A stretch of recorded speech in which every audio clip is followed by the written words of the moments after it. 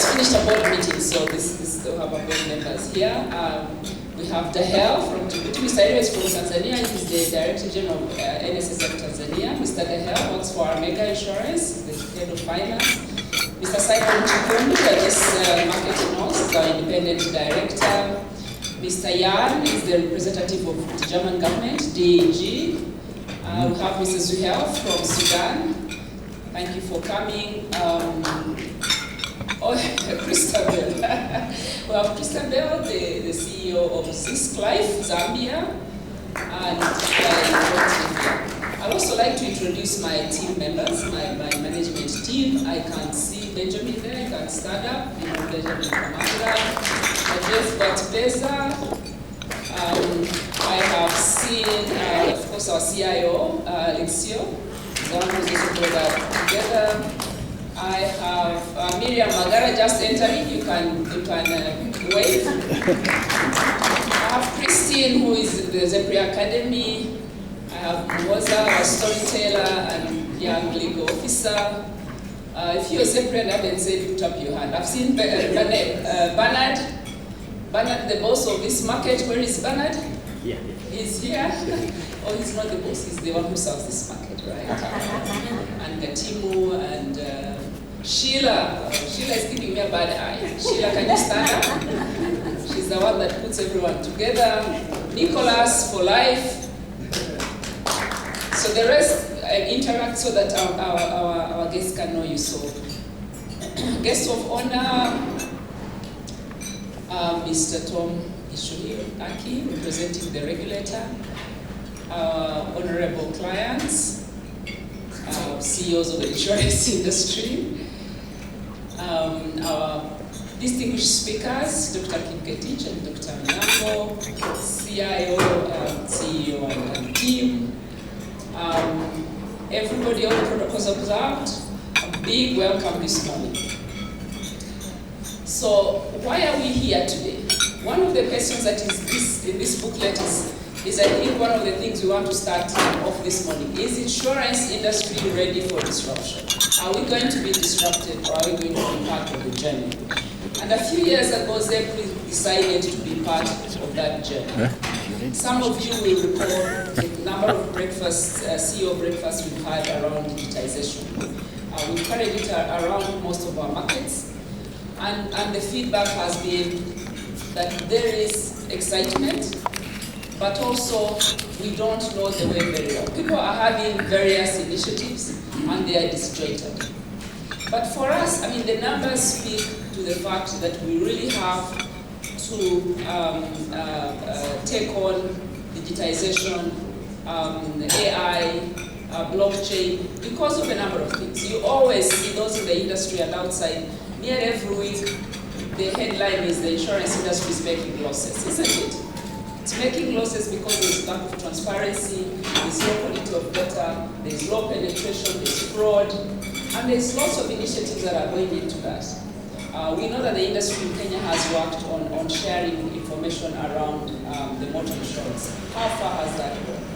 So if we are going to a penetration of insurance, you know that it's still between 1% and 2% in most of sub-Saharan Africa. So when are we going as the insurance industry to deserve a place at the table? Because when they talk about that's our contribution to the GDP, then we don't have a voice. And this is a game changer. So we have embraced technology, we've embraced Insurtech as an organization.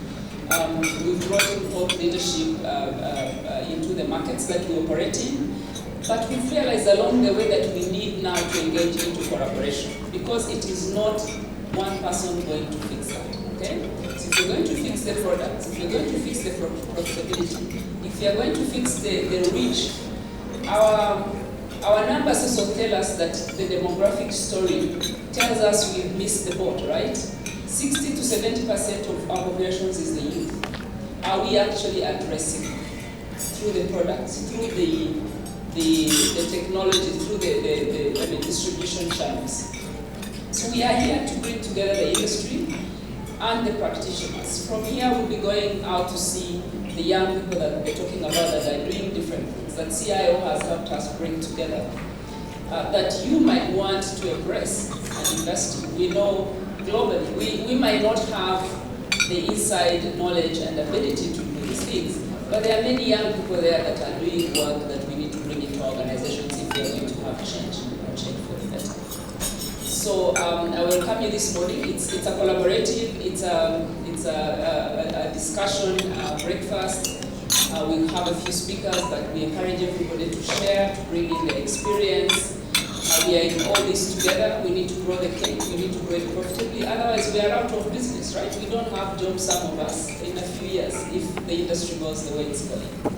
So I'm very happy to have the combination here of my board, of our clients, and the practitioners in the industry, and technology, and I think it's a good mix.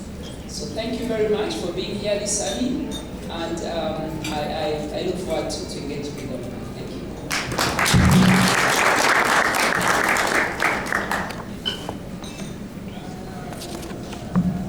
Thank you very much, Hope.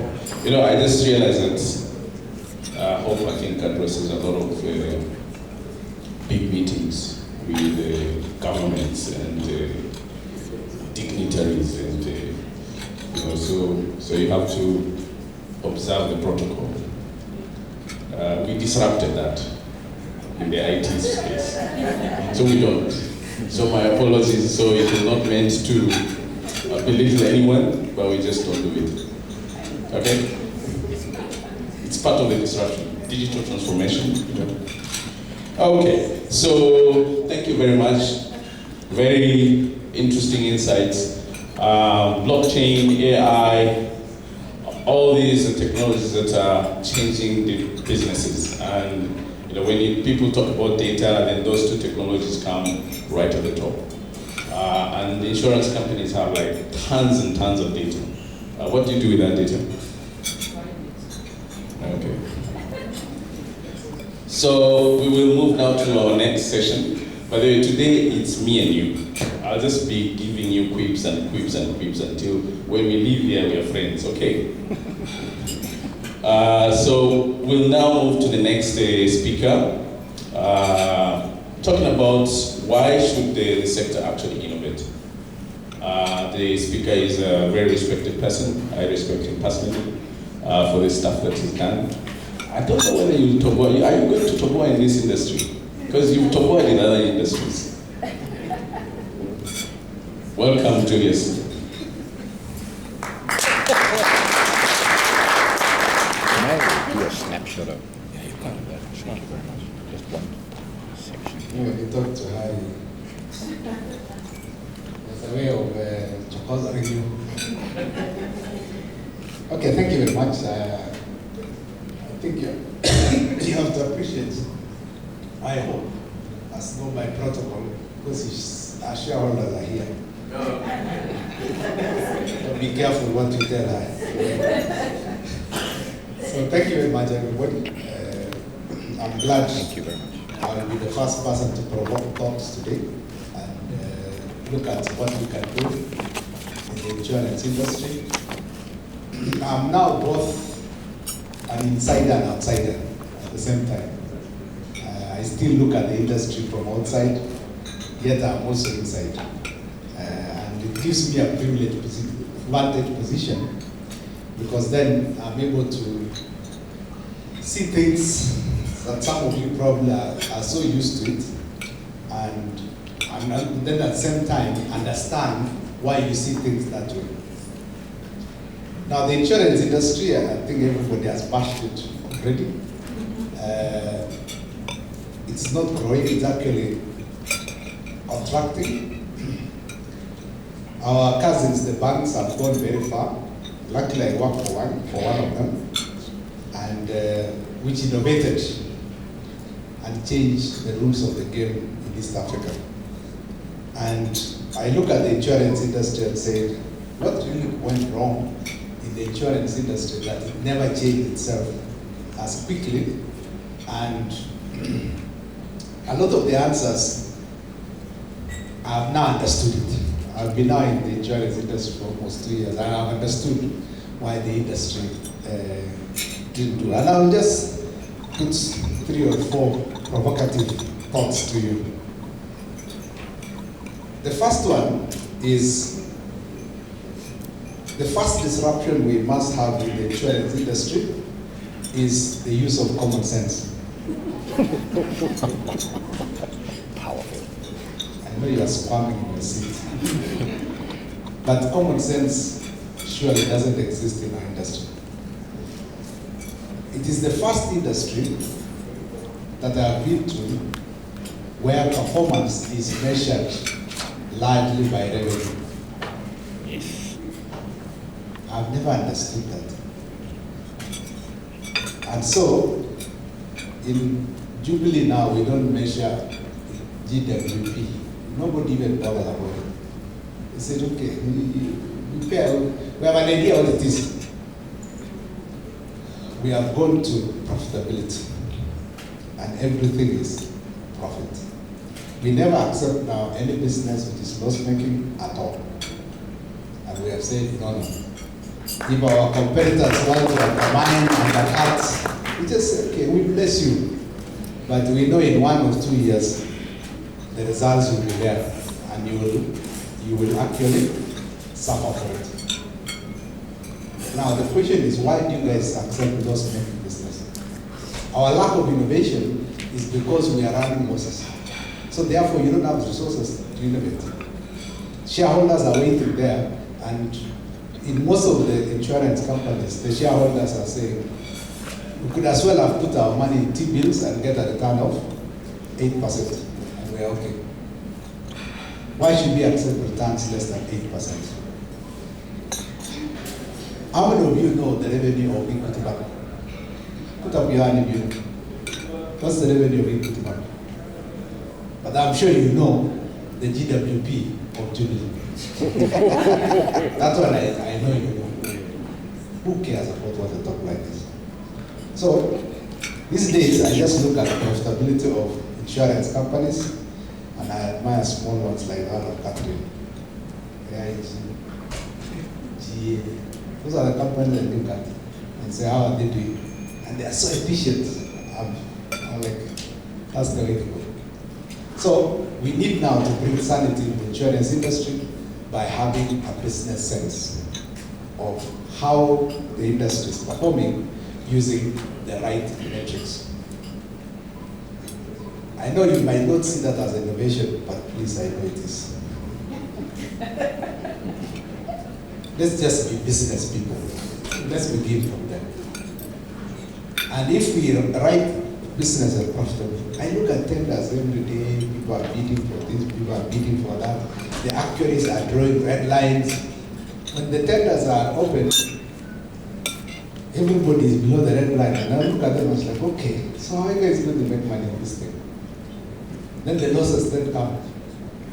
I mean, I'm sure Tom here is looking at our losses and is like, okay, so am I an industry aggregator for people who are killing themselves to death? Number 2, you see, you cannot have innovation without innovators.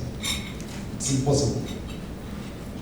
Unfortunately, we don't have capacity building or enhancers in the insurance industry. We must build the capacity to innovate. Now, a lot of that capacity these days rests in universities. So part of our challenge is we don't link up with knowledge producers.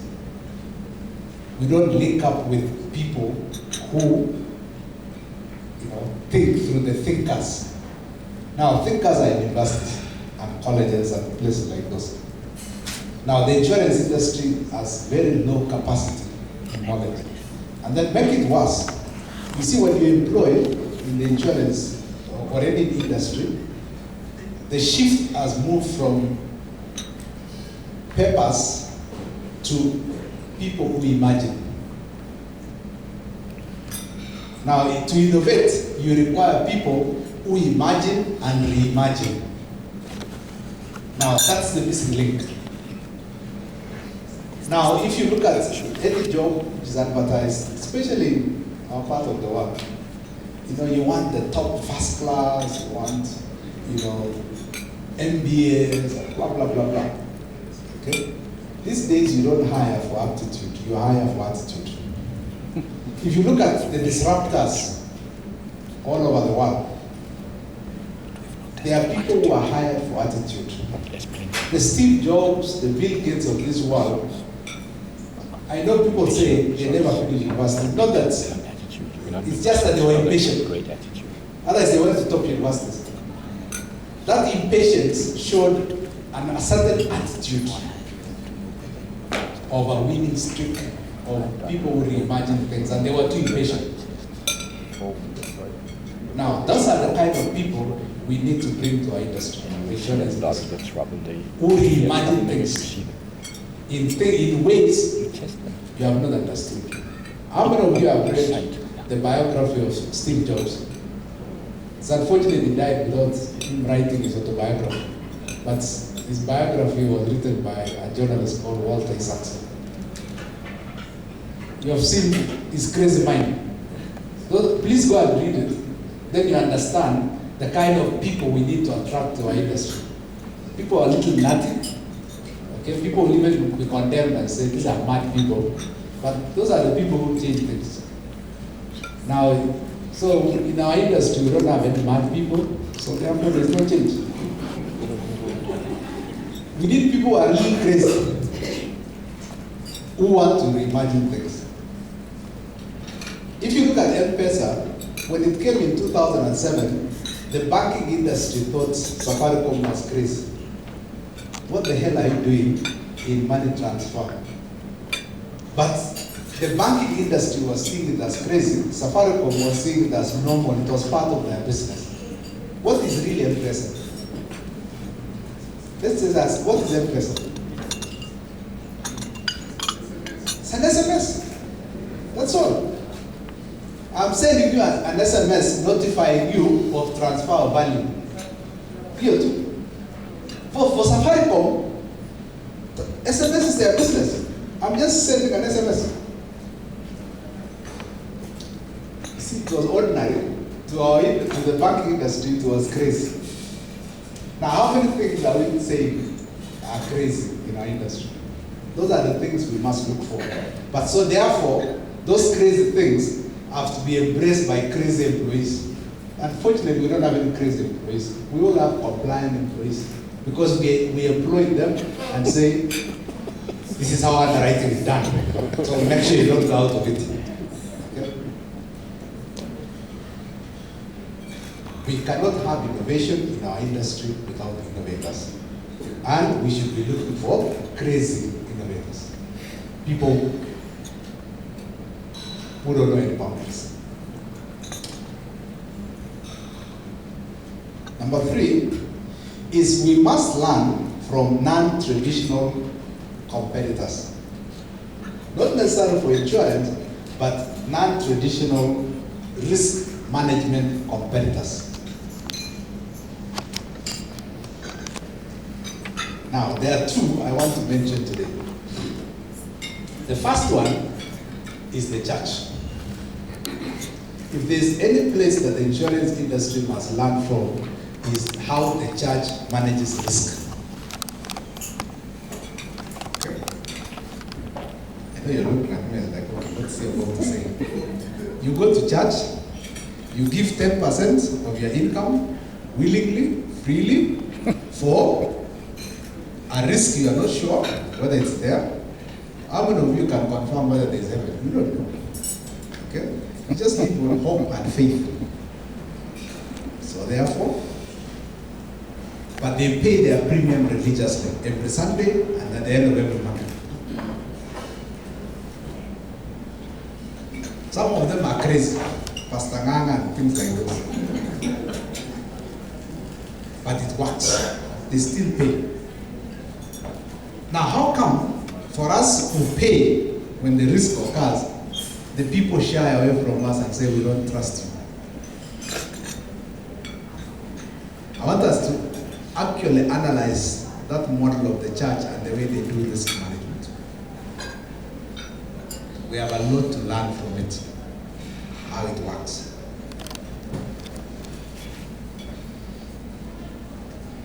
I give to I'm a Catholic, so I give every Sunday. And I was like, how come when I tell a Kenyan to pay for insurance premium, they hesitate?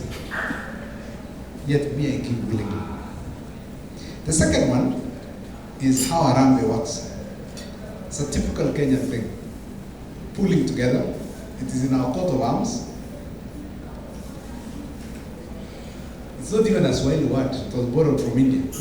I don't even know what Harambee means in India, but it means something. Okay? But the theme is pulling together. Insurance is about pulling, same thing. But as Kenyans, even with WhatsApp, I probably contribute on average 5,000 every day to some Harambee I have no clue about. It just, you find that you have been put on a WhatsApp group, somebody has already, appealing for funds, then because you don't want to look so bad, you give something. It's a Kenyan thing. And it works so well. Now, those are the two models that thinkers now, universities can help us mean through, and what can we learn from those two, the church and Harambee. And those are some of the ideas that can propel penetration of insurance. If we use the current model, the current business model, we are going nowhere. Because that model has been discredited by the customers. And they don't look at it as us as innovators at all. It's just like, the traditional insurance, you have a salesman. The minute even your secretary tells you there's an insurance salesman, you have to find an excuse of hampering. But when somebody requests for an Harambee or a WhatsApp group, you give willingly. Why the differences? Yet the other one, you are managing a saving or you are mitigating a risk. So there's a way of thinking that we need to change. The third one is we need to disrupt our business models. Modeling is very important because then it's a way of thinking, it's a paradigm. A model is a paradigm, it's a way of framing something. So we need to reframe the insurance industry totally. Because if you look at the banks, for example, Safaricom helped them reframe the industry and how it works because it disrupted their thought process. So we need to sit down, probably under Aki, and say, how can we reframe the business model? Because the current business model definitely is not working because we are shrinking. Or in some cases, we are not growing fast enough and occupying the imagination of the public on how insurance works. So we need to disrupt our business model. And the first disruption I want to suggest today is we need to move from selling, which is a push strategy, to marketing, which is a pull. To me, if we succeed in that, then it's easy. Because why do we have so many agents pushing? Yet our cousins, the banks, you don't see them pushing anything. We willingly go to them. And those are the kind of things I say. Do you find the church, every Sunday hawking and say, come to my church? You willingly go to them, isn't it? Now we need to disrupt. The day we succeed in disrupting that, which is a way of thinking, then the customers will just come to us willingly and say, okay, I am filling a form for life policy, I'm filling a form for domestic insurance. How come when somebody has a house, they don't come to us willingly, but they will go to a bank for a mortgage willingly? So that is the first disruption I would like to see. As now, as an outside the insurance industry, I would like to see that to change. Because once we disrupt the business model, we are on the road to recovering as an insurance industry. There's no reason why insurance penetration should not be in the region of 20-30%. That should actually be the ideal. But two means we are just not innovative enough in the way we structure the business model. The fourth one, is it fourth or fifth, is we need to accept failure as part of life. We are too careful. Okay? And in the process of being too careful, we even kill each other. We need to accept failure as part of life. Okay? There was somebody who said, failure is not the opposite of success. Failure is part of the success. So let us accept to fail, to stumble, to do great things, all sorts of things. But failure requires collaboration. And I'm glad that the next speaker is going to speak about collaboration. In the insurance industry, we defy some human traits. One of the human traits is self-preservation.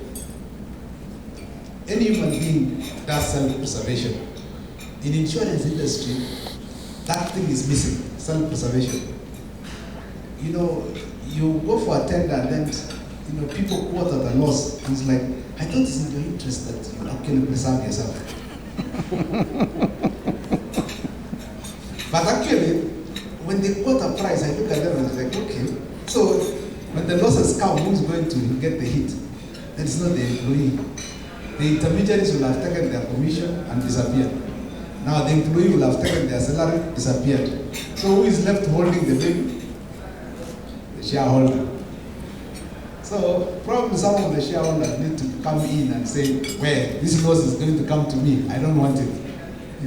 Make an intervention early now. So I would like to see us collaborating more, okay, for self-preservation. And so if you look at banks, banks look like they are very competing. But if you look at behind the scenes, they collude and collaborate for self-preservation. So the minute we even inject in our mind a self-preservation mode, the insurance industry now begins to become profitable and begins to grow. So for those of you who have seen many here, GA, please, can we collaborate as an innovation? Because see, it looks common sense, but that's an innovation. Let's collaborate. And then finally, let us embrace our environment. What's going on in our environment? Right from regulatory changes going on, technological changes going on. Let us make all these things going on around us our allies. Government, we are our ally. Technology, we are our ally. All sorts of embracing allies. And I want to use the example of how Silicon Valley developed. You need to go and read it. How business people decided to collaborate with the university called Stanford. It has been going on now for almost 60 years, that collaboration. But look at how it has changed the world. Just collaboration with thinkers, among allies. So the Googles are all in Silicon Valley. All these technology companies, they're all resident there because then there's an ecosystem you build where innovation is promoted. So I would like us to see what we can do to create a Silicon Valley. Probably it's too late for the same model, but collaboration and working together, how can we do it? Okay? I know, for example, we're talking about artificial intelligence. But can we, for example, support young people who develop apps for artificial intelligence and we buy it together? Rather than, for example, we have an AI, a chatbot, but we can use it together as an industry rather than for, say, one company alone. And we collaborate with that front. Because our competition is not about the platform, the technology platform. It is on the value proposition we give to our customers. But sometimes we undermine each other on things which we have no need to undermine each other about. So let us be innovative through collaboration and embracing technology, universities, thinkers, all these things, even working together with regulators and create innovation platforms, all sorts of things. Like for example, I've suggested the regulator, why can't we have an innovation fund sitting there? Okay? So we need to look at that as all of us contributing, and then when the products come, okay, then each company decides how to use it on their platforms. But you see now, we have an undermining mindset in the insurance industry. What is Jubilee doing? then we begin killing what Jubilee is doing, even if that thing is going to benefit me in another company. And that now kills everything. So I hope I've provoked your thoughts, planted a seed, and I'm going to see Tom is to figure out how we are going to make sure that the industry works. Thank you very much.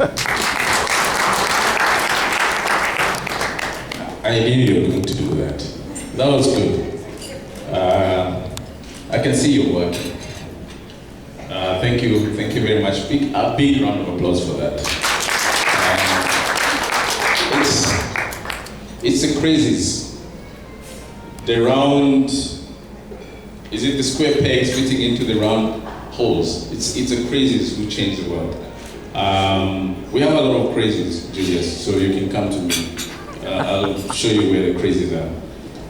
But on a serious note, I think it's about reimagining. It's about reimagining our businesses, reimagining how we're doing our businesses, reimagining how we are hiring, reimagining how we are, the metrics you look at.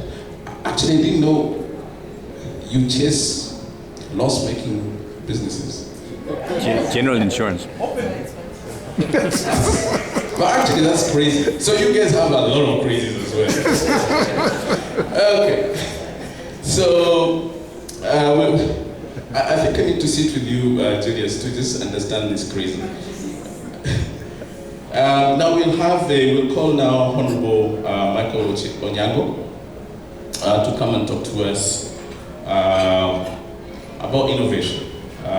Mike, not mindful, we were just saying, I've known him for ages.